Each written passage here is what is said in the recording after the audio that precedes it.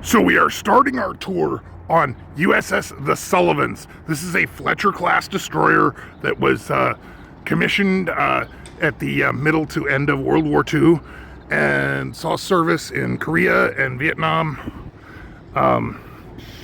So you can see that there too have been a lot of changes to this ship since it was built. But this is a 5-inch 38 caliber gun mount. Use this for anti-surface warfare, but also during World War II they used this more for anti-aircraft. Yeah, that's a big shell to be lobbing at a propeller-driven aircraft. In the age of jets, that kind of was, less so. Unfortunately, we are not able to go below decks aboard Sullivans here. The Sullivans experienced a flood, and she needs to be dry docked. Unfortunately, the interior of the ship, at least below main deck level. I have not clarified if this is above main deck level, if we can go to, O1 or O2 inside the ship. But anything below main deck level, off limits. All right, let's go up. All right, so we are up on O1 here, and you can see we are roughly next to the bridge. When the ship was built, there was an anti-aircraft gun here. Probably a twin 20, even later a twin 40, or Orlikins, Bofors. But this was replaced with a Hedgehog. This is an anti-submarine weapon that was used during World War II. As the ship got this modification, this was probably more of a Korean War modification. But yeah, this is an anti-submarine weapon. And then again, this is another 5-inch 38 gun mount, and we are one level below the bridge. So bridge is up on O2. I'm hoping we can get up there. But again, you can see, so the gun mount is here. You can see the Hedgehog either side. Like you said, as built anti-aircraft guns, but now Hedgehogs. All right, let's check it out. All right, so we have just come up to the O2 level, and this enclosure structure for the bridge, the pilot house, was not here as the ship was built. You can see a radar repeater, and this is one of the 5-inch guns. This is where we were standing a minute ago. Very cool. See the radar repeater. Now here, this is the steering. And you can see the wheel in there and compass and whatnot. And this is where the ship was steered from. This is, like I said, this is O2 level. That chair there is for the captain mammal.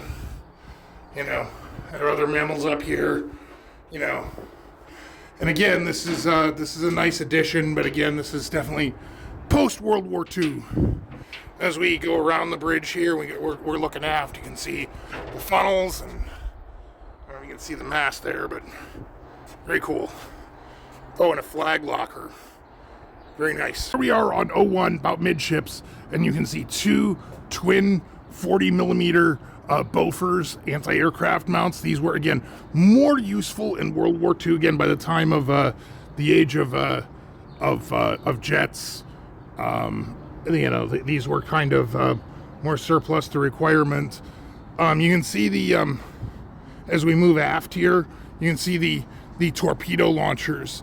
So this is a Mark 44 torpedo. This is a light anti-submarine torpedo.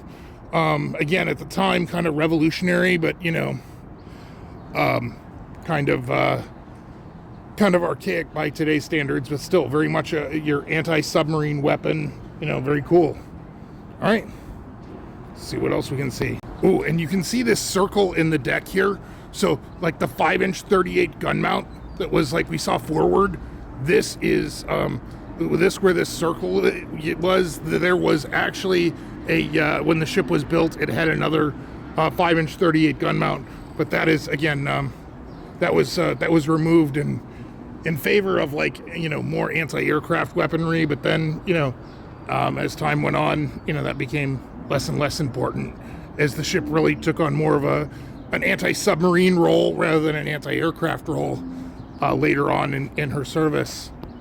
All right, so we are back down on main deck level, and we're going inside here. This is the ship's galley. So this is the kitchen and stuff where they would make the prey here for the crew mammals. See, there's a very big mixer, and this is grill for your burgers and stuff. you know, like flour in that room, you know, and like ketchup and stuff, you know. So yeah, this is where they made the prey for the crew. Very nice.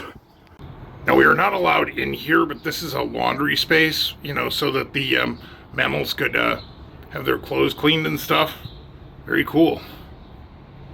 All right, so here on the Sullivans, this is another World War II era device. This is just a basic depth charge, you know, roll it off the side, you know, boom.